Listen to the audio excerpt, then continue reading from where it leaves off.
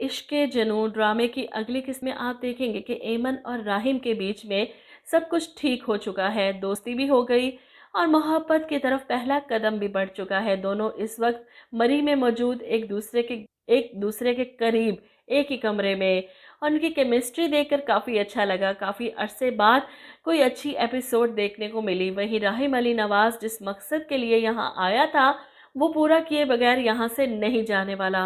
और दूसरी तरफ आफिया बेगम, जिन्हें एमन से पता चल चुका है कि राहिम मेडिसिन के बारे में जानता है और डॉक्टर के बारे में भी पूछ रहा था, वो फ़ौरन से पहले एमन की फ़ाइल गायब करना चाहती है ताकि राहिम इस फाइल के ज़रिए डॉक्टर तक ना पहुंच जाए और इसे सारी हकीकत ना पता चल जाए। इसलिए वो फ़ाइल लेने एमन के घर चली जाती हैं, जिस पर एमन की माँ बताती है कि वो फ़ाइल तो राहिम ले गया था। ये सुनकर आफिया बेगम के होश उड़ जाते हैं।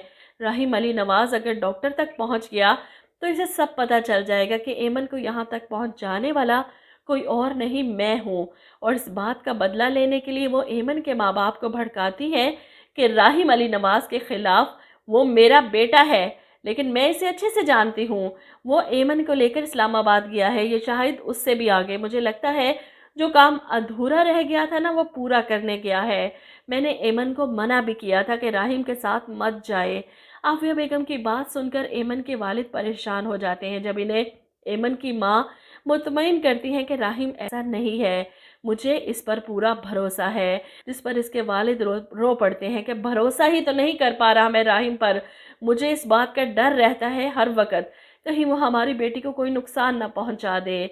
इधर आप देखेंगे कि राहिम अली नवाज साइट विजिट के लिए जाना चाहता है और एमन इसे रोक रही है कि जाना ज़रूरी है, जिस पर राहिम एमन के मुकाबिल आकर बड़े प्यार से कहता है, अगर आप कहेंगी तो मैं रुक भी सकता हूँ। और फिर कुछ ऐसा होता है कि एमन फिर से सब भूल जाती है। बाहर आकर एक साइड पर बैठी जब राहिम अली नवाज इसे ढूंढते ढूंढते पागल हो चुका और आखिरकार जब एमन पर नज़र पड़ती है तो इसके पास गुस्से से आता है, ये क्या हरकत है, तुम्हें अंदाज़ा भी है मैं कितना परेशान हो गया था, मुझे ऐसे लगा जैसे तुम्हें खो दिया हो मैंने।